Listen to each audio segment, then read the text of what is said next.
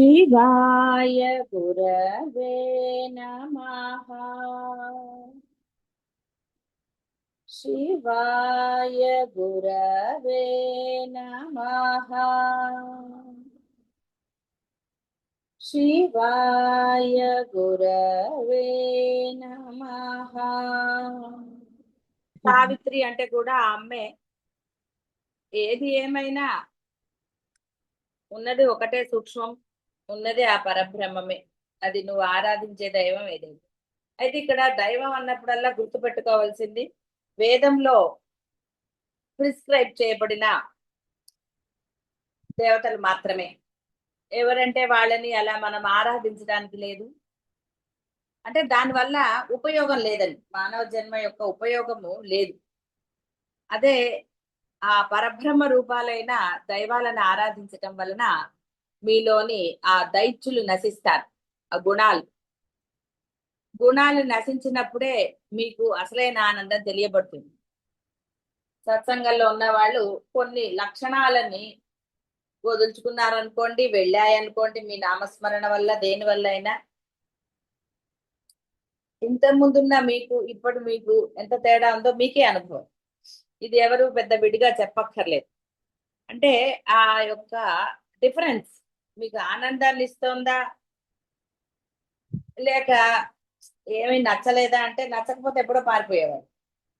ఆ ఆనందాన్ని అనుభవిస్తున్నారు కాబట్టే సరే ఏదో తాబేలులాగానా నడుస్తున్నాను. అందువల్ల ఈ ఆనందాన్ని దేనితో పోల్చడానికి గాని, దేనితో ఇది చేయడానికి గాని లేదు.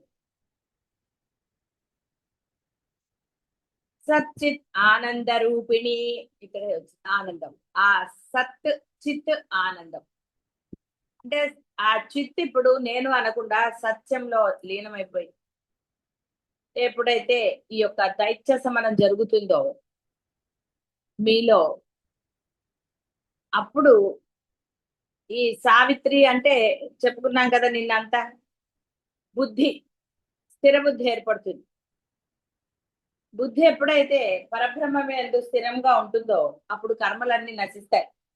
ఆవిడ చెప్పింది దూది పింజం అంటే దూది మనం అగ్నిలో వేస్తే దాని యొక్క ఏది నిలబడదు. అంటే సారీ, నిలబడదు అంటే అర్థము శేషం కూడా మిగలదు అని అర్థం. అలా నీ యొక్క సమస్త కర్మలు కేవలం గడిచిపోయినవే కాదు, మున్ముందు జన్మలు కూడా ఆవిడ మనం పెరియవారు వాటిల్లో విన్నా, పెరియవారు ఎలా తీసేశారు అన్నదాన్ని. కాబట్టి ఇదేం అసాధ్యమైనది ఏం కాదు దైవానికి గురువులకి. ఎందుకంటే వాళ్ళు బ్రహ్మరూపాలు ఒకటే కాబట్టి వారికి ప్రత్యేకంగా ఏదో ఇన్స్ట్రుమెంట్ లో పూజలో చేయవలసిన ఆవశ్యకత లేదు. కేవలం ఆ శిష్యుడనండి భక్తుడి యొక్క ఆ అనన్య శరణాగతి మాత్రమే అక్కడ. మీరు దక్షిణ అంటారా, ఇంకోటి అంటారా, ఏదన్నా సరే ముందు ఆ మనసు అలా నిర్మలం అవ్వాలి. గురువు పట్ల ఎలా ఉండాలో తెలుసుకోవాలి. ఎప్పుడైతే మనసులో భయానికి కూడా తావులేదో, అంటే దొంగ భయాలు అంటున్నాం కదా, అలాంటి నేనుతో కూడిన భావనలు ఎప్పుడైతే నశిస్తాయో అప్పుడు మీ మనసు చక్కగా వికసిస్తుంది. అప్పుడు మీలో దోషాలు జరగవు మీ వల్ల. బట్ ఇక్కడ ఆ యొక్క సత్ చిత్ ఆనంద స్వరూపిణి రూపిణి. కాబట్టి ఇక్కడ ఆవిడ వేరు మీరు వేరు కాదు. ఇంత దగ్గరకు ఇంకా మనం అంతా అయిపోయింది. ఈ రూపము ఆవిడదని మీరు భావించక్కర్లా. మీలో ఎప్పుడైతే దైత్య సమనం జరిగిందో ఇక ఇప్పుడు వచ్చే నామాలన్నీ మీరే అవుతారు. జీవ బ్రహ్మైక్యం జరిగిపోతుంది. జరిగిపోయాక ఇంకా డౌట్ అక్కర్లేదు. సత్యం జ్ఞానం ఆనందం బ్రహ్మ, బ్రహ్మస్వరూపిణి, చాలా బాధ్యమైనది కావున సత్తని, జ్ఞానమే స్వరూపమైనది కనుక చిత్తని, నిరతిశయ సుఖస్వరూపిణి యగు అగుట వలన ఆనందం అని చెప్పబడుతోంది. బ్రహ్మ యొక్క లక్షణాలు ఇవన్నీ. ఇవన్నీ ఆ యొక్క ఇందా చెప్పుకున్న ఆ సావిత్రి అన్న శ్రీమాత అన్న అదే పరబ్రహ్మ స్వరూపం. ఈ 3 లక్షణములను స్వరూపంగా కలది కాబట్టి సత్ చిత్ ఆనందం. ఆవిడ దగ్గర ఇంకేది లేదు. అంటే ఇక్కడ చిత్ అంటే జ్ఞానం అన్నారు. జ్ఞానం అంటే అదే కదా. చిత్ అంటే మనస్సు అంటే విడిగా ఉందా? లేదు. జ్ఞానము కనపడదు, మనస్సు కనపడదు. మనకి అనుకూలంగా ఉంటుందని జ్ఞానము అంటే కొంచెం కష్టం కదండి పలకటం కూడా పాపం. అందుకని అమ్మో ఎందుకు వచ్చిన జ్ఞానం అనుకుంటారు. అందువలన ఇక్కడ పరబ్రహ్మం అంటే ఆనందమే కదా, జ్ఞానమే కదా. ఇన్ని మాటలు అంటే ఇక మీకు అర్థం కావడానికి విపులంగా చెప్పారు. సత్యము, జ్ఞానము, ఆనందం అని మళ్ళీ 3 కలిపితే ఒకటే. ఒక రూపం ఇచ్చారు కాబట్టి అవన్నీ ఆ రూపంలో భేదం లేదు. అర్థం అవడానికి సత్యము, జ్ఞానము, ఆనందము అన్నారు. అదే బ్రహ్మస్వరూపం. ఈ 3 లక్షణాలు కాబట్టి ఆమె ఆ స్వరూపం సచ్చిత్ ఆనంద రూపిణి. దేశ ఇక్కడి నుంచి ఆవిడ యొక్క మనం మామూలుగా కొలుచుకునే సరస్వతి విద్యలు కూడా అనేక రకాలు ఉన్నాయండి. ఆ విధంగా ఇక్కడ సరస్వతి విద్య అన్నారు. ఇక్కడ ఈ పేర్లు ఇవి కాదు మనకి ముఖ్యమైనది. ఆ సూక్ష్మం మనం ఏది ఆచరణలో పెట్టాలి. ఆ ఆచరణ మనకి పెట్టుకుంటే చాలు, వేరేది ఏమీ అక్కర్లేదు. అప్పుడు ఈ దైత్య సమనం జరిగి ఆ ఆనంద స్వరూపాలుగా ఉంటారు. దేశకాల పరిచ్ఛిన్న. ఇక్కడ అన్నిటికీ దీర్ఘాలు పెట్టాల్సిందే. దేశ అక్కడే ఉండదు, కాల దేశకాల అపరిచ్ఛిన్న అంటారు. విడదీయక్కర్లేదు. దేశకాల పరిచ్ఛిన్న ఆ నాకి కూడా దీర్ఘం ఉంటుంది. పృథివ్యాది ఆకాశాంత ప్రదేశమున ఇచ్చట ఉన్నదని ఇచ్చట లేదని భేదం లేదు. దేశ అపరిచ్ఛిన్నతయు పూర్వం ఉండేటిది ఇప్పుడు లేదు, ముందు ఉండునో ఉండదో ఇలాంటివి ఏమీ లేవు. కాలాపరిచ్ఛిన్నతయు కలది కావున కాలంలో కూడా అపరిచ్ఛిన్నతే. అంటే మనం ఇప్పుడు చెప్పుకున్న కాలాలనండి ఏదైనా సరే, అంటే రాత్రి పగలని నువ్వు తీసుకున్నా సరే, ఏదైనా సరే. కాబట్టి ఆవిడ పరిమాణ విశేషముచే గణించుటకు అవకాశం లేదు. ఈ దేశకాలాదులకు పూర్వమే ఉన్నది. వీటికి కారణమే ఆవిడ, అంటే ఆ బ్రహ్మమని.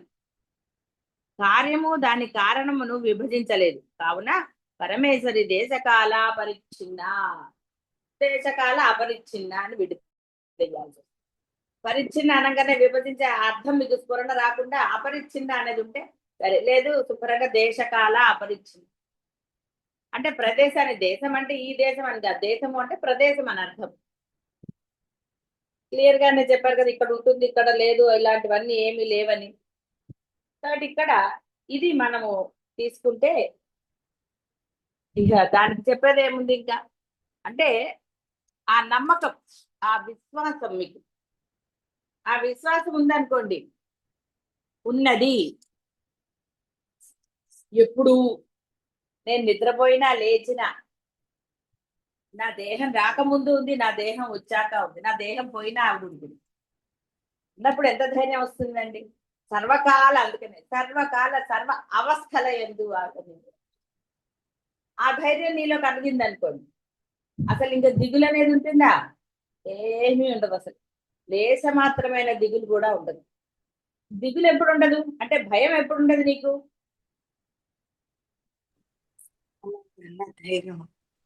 కాబట్టి అంటే నమ్మకం ఉన్న చోట భయం ఉండదు, నమ్మకం లేనప్పుడే భయం ఏర్పడుతుంది. అంటే ఆ నమ్మకాన్ని నువ్వు బలపరుచుకోవాలి. ఇక్కడ నమ్మకము అనేది ఎవరో ఇస్తే రాదు, చదివినంత మాత్రాన రాదు, విన్నంత మాత్రాన రాదు. అంటే ఇవి చెయ్యకూడదనట్లే, ఇవి చేసి నీవు దృఢంగా సంకల్పించాలి. ఎస్, నువ్వు ఎస్ అనాలి, అలా స్ట్రాంగ్ గా ఎస్ అనాలి. నువ్వు స్ట్రాంగ్ గా ఎస్ అనకపోతే ఆవిడ ఎలా వస్తుంది? నీకు అలా ఉండాలి. ఏ పరిస్థితి ఎదురైనా సరే, దెబ్బ తగిలింది అయినా పర్వాలేదు, అమ్మ ఇది నీ ప్రసాదం అనక్కర్లే, ఆ అమ్మని తలుచుకో చాలు.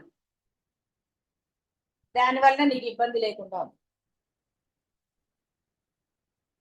ఇలా ఏది జరిగినా అమ్ముండగా నాకేంటి అన్న ఒక విశ్వాసం ఉందనుకో, అప్పుడు ప్రతిసారి అమ్మని తలుచుకోవాల్సిన ఆవశ్యకతే లేదు. నిర్భయంగా ఉంటారు.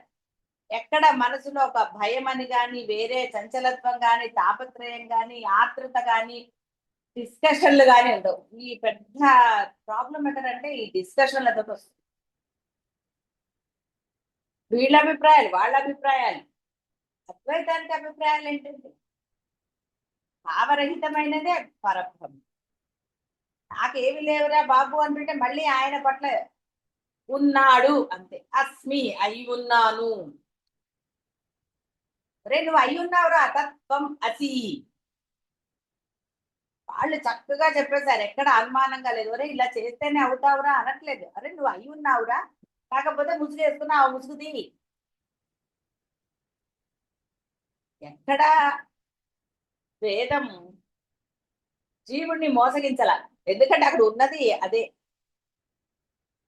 అక్షరూపమైన పరబ్రహ్మమే వేదం. దాన్ని మనం శాస్త్రాలుగా పురాణాలు సరే. ఇప్పుడైతే ఒక్కొక్కడు వాళ్ళ శాస్త్రాలని వారి ఇష్టం వచ్చినట్టుగా పెట్టుకున్నారనుకోండి, దానికి మనం ఏం చేయలేం. కాబట్టి ప్రామాణికమైన దాన్నే మీరు స్వీకరించాలి. ఆ ప్రామాణికమైన ఆ పరమసత్యాలని, అంటే ఒక శంకరుల యొక్క భాష్యాలను చదవండి. అలా కొంతమంది ఇప్పుడు పుల్లెల వారు వీళ్ళు శాస్త్రానికి భిన్నంగా వెళ్ళలేదు. ఎవరెవరితో చదవటము, ఎవరెవరితో వినటం వల్ల అనవసరంగా లేనిపోని వస్తాయి. ఏదేదో చెప్తారు, ఇది చేయండి అది వస్తుంది, ఇది చేయండి అది వస్తుంది. ఇప్పుడు చెప్పట్లేదు, అరుణాచలంలో పౌర్ణమి రోజు చేస్తే అది వస్తుంది, ఈ బుధవారం చేస్తే ఒకటి వస్తుంది. నీకు భక్తి లేకుండా ఎప్పుడు చేస్తే మటుకు ఏంటి వస్తుందండి? ఇక్కడ మనం గమనించవలసింది ఏంటి అంటే, పరబ్రహ్మము సర్వకాల సర్వవస్థల్లో ఉన్నప్పుడు ఈ రోజు పౌర్ణమి, ఆ రోజు ఇది నీ వ్యవహారం కోసం నువ్వు ఏర్పరచుకున్నావు తిథులు కానీ డేట్లు కానీ. అది ఆయనకి ఆపాదిస్తే ఎలాగండి?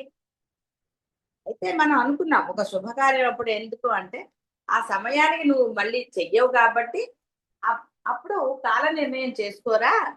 అలాంటివి చేసుకోకపోతే ఇబ్బంది ఏర్పడుతుంది కాబట్టి రోజు కాల నియమాలు ఏమన్నా పెట్టుకున్నారండి? సరే ఆరోగ్యం కోసం అన్న వాళ్ళైతే పెట్టుకున్నారు, కానీ రోజు ముహూర్తాలు పెట్టుకోరు కదా. లేదు. అలా వంట చేసేటప్పుడు కొంతమంది కొంతమందికి ఆచాతస్థాలు కూడా ఉంటాయి. బయటికి వెళ్తే ఎవరైనా ఎదురు రావాలి, ఏంటది మళ్ళీ ఈ కాలాలు ఆ కాలాలు. ఏమిటది? పరమాత్మ నమ్మని వాడికి వీటన్నిటి మీదండి. పరబ్రహ్మను నువ్వు నమ్మావా, కాలమే నేనని ఆవిడ మొత్తుకుంటుంటే, ఆ పరబ్రహ్మ చెప్తుంటే అంతా నేనేరా, ప్రదేశము నేనే, కాలము నేనే, సర్వము నేనే అంటుంటే మళ్ళీ నీకు వాళ్ళ మీద నమ్మకుండా సరిపోలేదు. బాస్ నీ వాడు అయ్యాడు అనుకోండి, ఆఫీస్లో నువ్వు ఎక్కడ కూర్చుంటే ఏమిటి? ఆఫీస్ అంతా నీదే. దానికి పెద్ద దిగులేముంటుందండి? డైరెక్ట్ గా వెళ్ళిపోతావా, ఏదంటే అది చేయగలుగుతావు ఏదండి. ఇలా పరబ్రహ్మమే నీ వాడైనప్పుడు అహం బ్రహ్మాస్మి స్థితి నువ్వు పొందితే దీంతో ఏం పనండి? చెప్పండి. ఒక కార్యం చేస్తూ 10 మందిని పిలిచావు కాబట్టి అక్కడ సమయ పాలన చెయ్యకపోతే నానా గందరగోళం అవుతుంది. చెప్పాను కదా, వాళ్ళు పెళ్లి ముహూర్తం పెడితే ఆహా అని వెళ్ళిపోతే అక్కడ వాళ్ళు ఇంకా పందిరే వేస్తున్నారు. ఎప్పటికి పెళ్లి చేస్తారు చూసారా, ఇలాంటివి జరుగుతాయి. అంటే మరి వచ్చిన వాళ్ళందరూ ఏమవుతారు?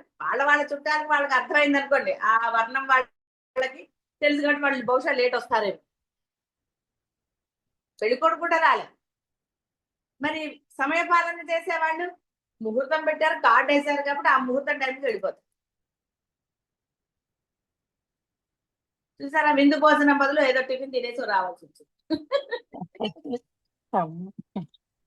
ఇక్కడ అర్థం ఏంటంటే అలా అందుకని, అంతేగాని అక్కడ పెట్టారు కదండి అని అనవసరమైన చర్చలకి తాము ఇవ్వకూడదు. అక్కడ 10 మందిని పిలిచాం, ఎక్కడెక్కడి నుంచో వస్తారు కాబట్టి ఆ సమయ పాలన చేస్తే ఎవరికి ఇబ్బంది కలగకుండా ఉండటానికి అక్కడ మనం ఒక సమయం, ఆ సమయం మంచిది చూసి వీళ్ళ యొక్క, అంటే అది పెళ్లి కానివ్వండి ఏదైనా సరే, బారసాల అన్నప్రాసన అన్నిటికీ. అంతేగాని వాళ్ళకి మంచి జరుగుతుందంటే బ్రహ్మాండమైన ముహూర్తం పెళ్లి చేస్తే వాళ్ళు దెబ్బలాడుకోరండి. ఏం జరగాలో జరుగుతున్నాయి. సరే, ఇవన్నీ చర్చనీయాంశాలు కాదు, ఒట్టిగా ఒక కారణంగా మీకు అర్థం కావడానికి మాత్రం. కాబట్టి అమ్మ అంటే ఆ దృఢ విశ్వాసం మీలో కలగాలి, అంతా ఆవిడే అని. ఆవిడే అని తర్వాత ఇంకా భేదభావం లేనప్పుడు మీకు దేని గురించి చింతండి, దేని గురించి ఆలోచన వస్తుంది? ఏది రాదు అసలు. భయం అనేదే కలగదు. అది దేహం గురించా, భవిష్యత్తు గురించా, దేని గురించి ఉండదు. లేకపోతే అన్ని భయాలే. ఇప్పుడు ఆయన కోమా ఒకళ్ళు అన్నారు అనుకోండి, సరే ఆయన ఏదో ఇన్సూర్ చేశాడు కాబట్టి ఆయనకి ఎంత 90 లక్షలు అయింది, కోటి ఎంత అయితే 90 లక్షల వరకు వచ్చింది. అందరికి అట్లా అవుతుందని రూల్ ఉందా? నువ్వు పరమాత్మ నమ్ము. అసలు ఎందుకంటే ఏదో వస్తుంది, డబ్బులు దాచుకోవాలి, ఏదో వస్తుంది, వీళ్ళు ఎందుకండి తాపత్రయం అన్నది, ఏదో రావాలన్న తాపత్రయం ఎందుకు? అలాంటివి పెట్టుకోకండి. నాకు పరబ్రహ్మం ఉన్నాడన్న తాపత్రయం పెట్టుకోండి.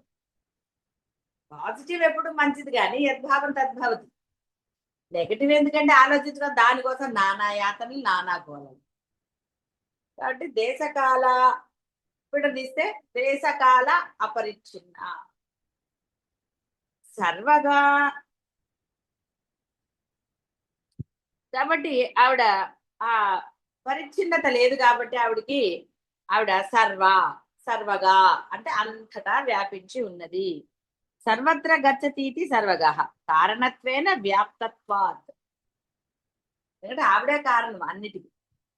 ఆవిడ లేకపోతే ఏదీ లేదు. గాలి లేదు, ఆకాశం లేదు, భూమి లేదు, నువ్వు లేదు. కాబట్టి సర్వత్ర గచ్చతీతి, సర్వత్ర గచ్చతీతి అంటే ఆవిడ వెళుతుందని కాదు, ఉన్నది. కారణత్వేన సర్వగః కారణం ఆవిడే కాబట్టి వ్యాప్తత్వాత్ వ్యాపించి ఉన్నది. కారణ రూపమున అంతటను వ్యాపించి ఉన్నది కాబట్టి సర్వగా. పరమేశ్వరి సర్వమునందును సత్తారూపమున వ్యాపించును. ఆకాశము కన్నను వ్యాపకమైనది. హారం నందలి సూత్రం వలె కంటికి అగుపడక ఉన్నను సర్వత్రా వ్యాపించి ఉంటున్నది అనుకుంటా పరమేశ్వరి సర్వ. అంటే ఎప్పుడోనే చెప్తున్నాం కదా, పరబ్రహ్మం అనేది నీ కనపడినా కనపడకపోయినా సూక్ష్మాది సూక్ష్మంలో కూడా ఆవిడే. అణుబాంబు కూడా ఆవిడే. నువ్వు వాడే విధానాన్ని కాబట్టి ఇక్కడ విధానాన్ని బట్టి ఆవిడ ఉంది లేదనట్లేదు, నేను చెప్తున్నాం వీడి బుద్ధి గురించి అంతే తప్ప నీ ఆవిడే. రావణాసురుల్లో కూడా పరబ్రహ్మమే ఉన్నాడు. వాడు ఎలా తయారయ్యాడు? అది అంటే నీ బుద్ధిని, సావిత్రి నీ బుద్ధిని నిశ్చలత చేసుకోకపోతే దైత్యులు నీలో చక్కగా విజృంభిస్తారు. ఆచరణలో వస్తుంది కదా. యురే ప్రాణ పురస్సరా సమస్తమైన జగములను సృజించి దాని యందు చిదాభాస రూపముతో ఆయా జీవుల యొక్క అజ్ఞాన కర్మ సముదాయంతో నేను ప్రవేశిస్తానని చెప్పింది. మట్టితో కుండ చేస్తే అందులో మట్టి తప్ప అన్యం లేదు. ఏదైనా మిక్స్ చేస్తే అది వేరే విషయం అనుకోండి. మామూలుగా అంతటా మట్టే ఉంటుంది, మట్టి లేకుండా ఏది ఉండదు. ఒక బంగారు నగ ఉందనుకోండి, అంతటా బంగారమే కదా ఉంది. వాడు నగ రావడానికి కొంత రాగి కలపచ్చు, ఏదైనా చేయొచ్చు. కానీ బంగారము ఇక్కడ ఉంది అక్కడ లేదు అనడానికి లేదు. అదేవిధంగా అమ్మ తన మాటగా చెప్తుంది అనమాట. దేవి గీత ఉంటుంది, దేవి భగవద్గీత. దేవి అంటే మనకి భగవద్గీత లాగా అమ్మ కూడా ఒక గీత చెప్పింది. అందులో చెప్పింది అనమాట, సా అహం సర్వం జగత్ సృష్ట్యా తదంతః ప్రవిశ్యామి అహం మాయా కర్మాది సహిత గిరే ప్రాణ.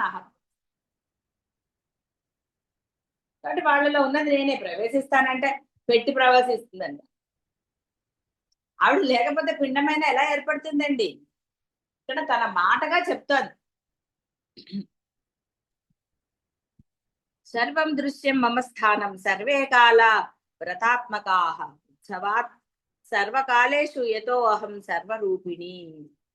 ఇది కూడా ఆవిడ గీతలో చెప్పింది. ఆవిడ అన్నిటికీ అధిష్టానం నేనే, దేశకాల వస్తువులన్నీ నేనే, కాలంలన్నిటి యందును దేశంలన్నిటి యందును నేనే ఉన్నాను. సర్వేంద్రియ అనుభవమంతయు అఖండ చైతన్య స్వరూపిణైన నా వల్లనే జరుగుతున్నది. గీత అంటే ఉపదేశం. కృష్ణ పరమాత్మ చెప్పింది ఇదే. ఈవిడ అమ్మ స్వరూపంలో ఈవిడ చెప్పింది, అయ్య స్వరూపంలో ఆయన చెప్పింది. ఇంతటా నేనే వ్యాపించి అనే కదా ఆయన విశ్వరూపం చూపించారు. కాబట్టి ఇక్కడ కూడా అమ్మ తన విశ్వరూపం చెప్తారు. ఎందుకంటే నీలో దైత్యులు నశించాక ఇది అర్థమవుతుంది. దైత్యులు నశించకపోతే ఇది ఏం అర్థమవుతుందండి? ఆవిడ ఏదైనా చేయగలుగుతుందండి. అవన్నీ ఏంటి, నాకంటూ నేను కొన్ని చెయ్యొద్దు, నా ప్రయత్నాలు ఉండద్దు అని అంటాడు. ఒరే నువ్వు కూడా ఆవిడారా అంటే అది పట్టించుకోడా, అది తప్ప మిగతాది నేను జీవుణ్ణి అని ఎందుకండి భావిస్తారు? అరే నువ్వు బ్రహ్మమురా అని చెప్తుంటే శంకరులకి ఏం పని లేదండి. అహం బ్రహ్మ అస్మి ఇవన్నిటికీ ఎందుకు రాశాడు ఆయన? ఎందుకు వేదంలోంచి ఆ యొక్క 4 మహావాక్యాలు ఎందుకు వచ్చాయి? వేదాంత సారాన్ని ఎందుకు పెట్టారు అక్కడ? అరే నువ్వు బ్రహ్మమురా, ఎందుకు ఇంత బోధలు ఇవన్నీ అవసరమా? ఒక రమణ మహర్షి ఎలా అయ్యాడు? పెరియవారు, రామకృష్ణ పరమహంస, ఇలా అనేక మంది ఉన్నారు. అనేక మంది పేర్లు లిస్ట్ తీసుకుని ఏం లాభం అండి? ఆచరణ పెట్టండి. అంతేగాని నేను జీవుణ్ణి, నా వల్ల ఎందుకు అవుతుంది అంటే దొంగ ఇదే సమర్థించు. ఎందుకు అవ్వదు? ఎన్ని చేయలేదు నువ్వు, ఇది నీకు ఇష్టం లేదు అంతే. ఏం చేయాలండి ఇక్కడ? ఏమన్నా కసరత్తులు చేయాలా, ఇంకోటి చేయాలా, ఉపవాసాలు చేయాలి, ఏది అక్కర్లేదు. సుమ్మ ఇరు. దానికి ఎన్ని కారణాలు చెప్తారు. ఇప్పుడు ఇందాక చెప్తా, ఎన్ని కారణాలు అంటే అన్ని కారణాలు చెప్తారు. ఇది అంటాడు, అదంటాడు. ఒరే అన్ని ఆవిడేరా.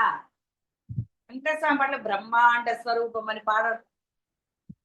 నేనే అంతటా ఉన్నాను. ఎంత చక్కగా చెప్పింది ఆవిడ. అన్నిటికీ నీ అధిష్టానము నేనే, దేశకాల వస్తువులన్నీ నేనే, కాలములన్నిటి యందును, దేశములన్నిటి యందును, దేశములు అంటే ప్రదేశాలు, అన్నీ నేనే అయి ఉన్నాను. ఆవిడ కనుక రాత్రి మీరు పడుకున్నాక లేకపోతే ఇంక మీరు లేచే ప్రశ్న ఉందా? ఇక లేచే అన్నది లేనే లేదు. గుర్తుపెట్టుకో. సర్వేంద్రియ అనుభవం అంతయు అఖండ చైతన్య స్వరూపిణి అయిన నా వలనే కలుగుచున్నది.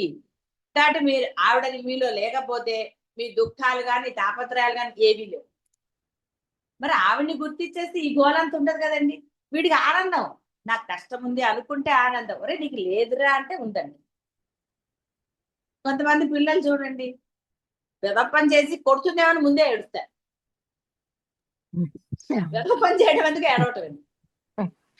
తల్లి కొడుతుందేమో, తండ్రి కొడతాడేమో అని ముందర ఏడుస్తారు. వాడికి చేశాక తెలుస్తుంది.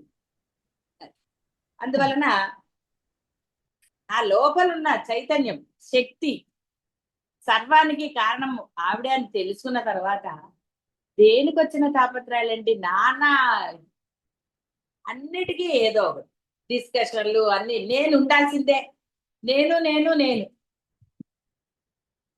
ఎందుకంటే అంత నేను, ఈ నేను తీస్తే గానీ ఆవిడ ప్రత్యక్షం. ఎందుకు ప్రత్యక్షం అన్నారు? నీలో ఉంది ఆవిడే. నువ్వు ఈ నేను తీసేస్తే ఆవిడ ఉంటుంది. అందుకనే ప్రత్యక్షం అన్నారు. ప్రత్యక్షం అంటే బయట కనపడటం కాదండి. నీవు బ్రహ్మం అవటమే ప్రత్యక్షం. నీ ఆత్మ నీకు సాక్షాత్కరించింది అంటే అర్థం అది. సాక్షాత్తు నువ్వే. అందుకే ఇప్పటివరకు ఏంటంటే మీ అందరికి ఏమనుకుంటారంటే ప్రత్యక్షం అవుతారంటే ఇంకో రూపం వస్తుందని. కాదురా బాబు.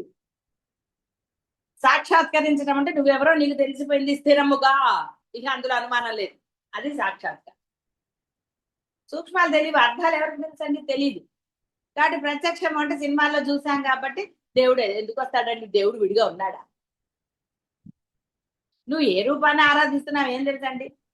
ఒక మంత్ర జపం చేసావు, మంత్రాక్షరం సరిగ్గా పలకలేదు, అక్షరాక్షరాలు చేసావు, అప్పుడు అమ్మవారు ఎందుకు వస్తుందండి? స్వాధీనం ఎందుకు అవుతుంది? అప్పుడు ఏంటది? కర్ణ పిశాచీలు అని చెప్పలేదు, పిశాచి వస్తుంది దైవం. నువ్వు అక్షరాలే సరిగ్గా పలకలేదు, నీ ధ్యాస అంతా లెక్క పెట్టడంలో ఉంది అక్షర లక్షలని. ఎప్పుడైతే నీ మనసు ఈ యొక్క సంఖ్యకి వెళ్లకుండా మనసు లగ్నమై నువ్వు నామస్మరణ చేస్తావో అప్పుడు అసలైన అమ్మ వస్తుంది. నువ్వు లెక్క పెట్టి చేసినప్పుడు వచ్చేది పరబ్రహ్మము కానే కాదు. మీరే అంటే వేరే చెప్పే వాళ్ళ గురించి నాకు తెలియదు. ఒకవేళ నిజంగానే మీరు అక్షర లక్షలే చేశారు లెక్క పెట్టుకుని అనుకుందాం, మరి ఎందుకున్నాయండి కష్టాలు? ఎందుకంటే ఇంకా బాధలు, తాపత్రయాలు. మరి ఒక అమ్మ మీకు స్వాధీనం అయిపోతే మరి పరమానందంగా ఉండాలి తప్ప అన్యంగా ఎందుకుంటున్నారండి? ఒక ప్రశ్న వేసుకొని తెలుస్తుంది.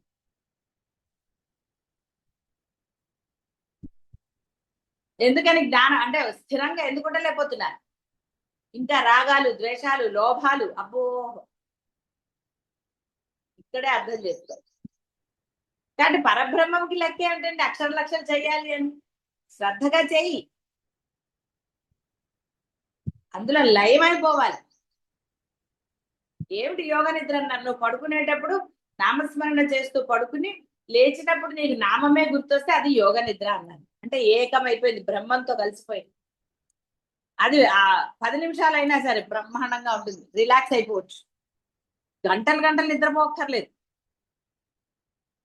కేవలం 5-10 నిమిషాలు అయినా సరే మీకు ఎంతో ఆనందంగా అనిపిస్తుంది. ఎందువల్ల? అక్కడ యోగం జరిగిందంటే జీవ బ్రహ్మైక్యం జరిగింది, లీనమయ్యారు ఆ నామంలో, కాబట్టి ఆనందం కలిగింది.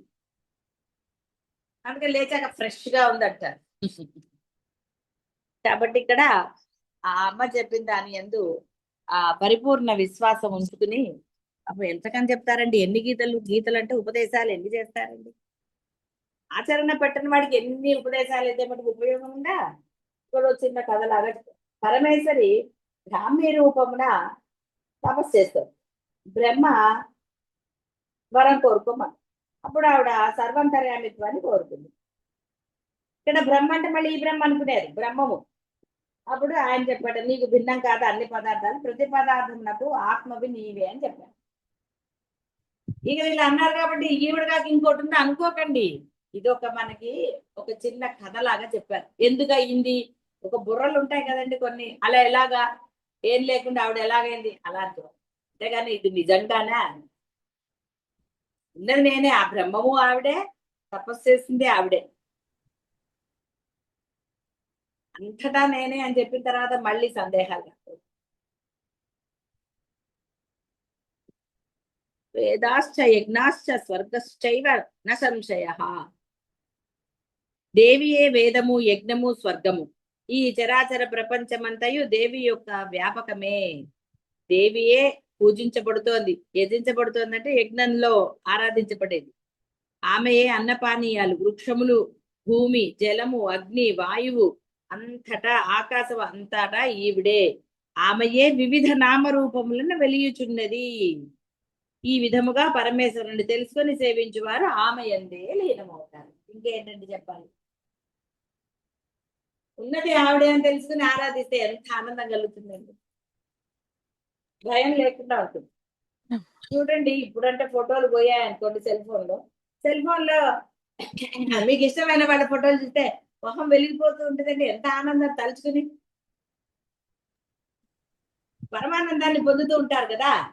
అప్పటికి కొంతసేపు అయ్యాక మీకు కూడా విసుగు వస్తుంది, ఎంతసేపు చూస్తామనిపిస్తుంది, తలనొప్పి వస్తుంది, అది ఇంకోటి వస్తుంది. అలా ఆ అమ్మని అంతగా భావించారనుకోండి, పరమానందం లభిస్తుంది. ఉన్నది ఆవిడే, ఆవిడ తప్ప అన్యం లేదు. ఈ విధంగా ఆవిడ తెలుసుకుని ఆరాధించడం అంటే అర్థం ఏమిటి? ఆవిడలో లీనం. లీనం అవటం అంటే ఏమన్నా ఈ శరీరాన్ని ఐసులా కరిగించటమా? చేసేది, చేయించేది, చెయ్యబడేది సర్వము నేను అనేది లేనే లేదు అని సుమ్మయ్యుడు నోరు మూసి కూర్చోడం. అలానే వ్యవహారం చేయకుండా ఒట్టి తిని కూర్చోమన్నా, ఎందుకంటే తింటం కూడా వ్యవహారమే. నీ పని నువ్వు నీ ధర్మంగా నువ్వు చేసుకుంటూ వెళ్ళిపో, నీకు ఏది అక్కడికి వస్తుందో అది అలా చేసుకుంటూ వెళ్ళి, దానిలో డిస్కషన్లు కానీ నీ ఇష్టాలు కానీ ఆ స్వార్థం కానీ ప్రవేశించరాదు. ఈ దైత్యులు అందులోకి ప్రవేశించరాదు. అంటే ఈ లోభమోహాలు, మదమాశ్చర్యాలు, కామ క్రోధ లోభ మోహములు అని చెప్పి ఇవేవి అక్కడ లేకుండా ఉంటే నేను లేదు. అవి ఉన్నాయా? నేనుంది, బాగా గమనించుకోండి. కాబట్టి అవి లేకుండా ఉంటే ఆనందం లభిస్తుందండి, హాయిగా ఉండొచ్చు, ఏ సమయంలోనైనా పరమానందంగా ఉండొచ్చు. ఇప్పుడు చూడండి, మీరు ఒక్కరే ఉన్నారు అనుకుందాం, ఒక్కరే షాపింగ్కి వెళ్ళారు, ఎంత హాయ్ అండి, మీకు నచ్చింది మీరు కొనుక్కోవచ్చు. అదే ఒక నలుగురు వచ్చారు అనుకోండి, తేడా ఉంది కదా. ఒకళ్ళు ఇదంటారు, ఒకళ్ళు అదంటారు, ఇదంటారు, అదంటారు, ఎంత గోలండి. అప్పుడు మనసులో అనుకుంటారు, అనవసరంగా తీసుకొచ్చా వీళ్ళని, నేను ఒక్కదాన్ని వస్తే పోయేదా. అంటే కొన్ని మొహమాటాలు ఉంటాయి కదా, పిలవకపోతే ఏమన్నా అనుకుంటారేమో. నిన్న మీరు వెళ్ళిన వాళ్ళ గురించి అంటారులే, అది గుర్తొచ్చింది కాబట్టి చెప్తున్నా. ఎక్కడికైనా అంతే కదండి. ఒక ఫంక్షన్ లో ఎందుకు చిరాకు వస్తుందండి? నలుగురు 4 అభిప్రాయాలు చెప్పేసరికి చిరాకు. ఎందులో పార్టిసిపేట్ చేయకుండా వెళ్ళి చక్కగా అందరితో ఆనందంగా నవ్వుతూ మాట్లాడి వచ్చేసారు అనుకోండి, ఆనందంగానే ఉంటుంది. అలా కాకుండా అనవసరంగా విషయాల షేరింగ్ ఉందనుకోండి, షేరింగ్ కేరింగ్ లాగా. కేరింగ్ అయిందా? హెడేక్ వచ్చింది. అలా అనవసరమైన విషయాల్లో కల్పించుకుని అనవసర విషయాలు మాట్లాడితే ఏమైందండి? హాయిగా అందరితోటి ఏ విషయాల్లో దూరకుండా హాయిగా నవ్వుతూ మాట్లాడేసి ఆనందంగా చక్కగా టకటక వెళ్ళేసి వాళ్ళు పెట్టి తినేసి వచ్చారనుకోండి, ప్రశాంతంగా ఉంటారు. వేరే ఏం లేదు, నేను ఉంటేనే గోల, నేను లేకపోతే ఆనందమే. కాబట్టి అమ్మ చెప్పింది విని, అంటే ఆ విధంగా తెలుసుకుని ఆ అమ్మని ఆరాధించాలి. ఆరాధించినప్పుడు మాత్రమే ఆ పరమానందాన్ని మీరు పొందగలుగుతారు. ఆరాధన అంటే అర్థం ఆమె ఉన్నది అని, ఆమె తప్ప అన్యం లేదు, నేనంటూ లేను అన్న దృఢ భావం మీలో కలగాలి. ఎక్కడ చూసినా ఆవిడే కనపడటం కాదండి, ఆ లక్షణాలతో మీరు ప్రవర్తించగలరు. అంతేగాని ఎక్కడ చూసినా ఆవిడే కనపడుతున్న సినిమాలలో అవ్వదు. ఇక్కడ ఆ విధంగా ఆ పరబ్రహ్మం తెలుసుకుని ఆరాధించండి. మీలోని దైత్యులు మీ ప్రయత్నం లేకుండానే నశిస్తారు. మీరు ఎంత ప్రయత్నం చేసినా మీలో ఆ దైత్య సంబంధం జరగదు. ఎందుకంటే జీవలక్షణం ఉంది కాబట్టి. మీరు ప్రయత్నం చేయకండి, నాలో ఈ చెడ్డ గుణాలు ఉన్నాయి, ఇవి నశించాలమ్మా అని మీరు ప్రార్థన చేయకండి. అమ్మ నువ్వు కావాలని ప్రార్థన చేయండి. ఈ గుణాలు పోగొట్టు అంటే మీరు తెచ్చుకుంటే ఆవిడేం చేస్తుంది? మీరు బురదలో కాలేస్తే ఎలా అమ్మండి? కళ్ళు ఆవిడ ఇచ్చింది, ఒరే నీకు కళ్ళు ఇచ్చాను చూసుకున్నాడు అని. అమ్మ నేను కళ్ళు మూసుకుని అడుగుతా, నన్ను బురదలో పడేయగాని అంటారు ఎవరన్నా? ఒరే కళ్ళు ఇచ్చింది అందుకురా, కళ్ళు పెట్టుకున్నాడు నువ్వు అని. ఒకవేళ బై ఛాన్స్ నీకు ఏదైనా ఉంటే నిన్ను నేను రక్షిస్తాను అప్పుడు, ఎందుకంటే నువ్వు చేయలేని పని నేను చేస్తాను, నేను చేయగలను కాబట్టి.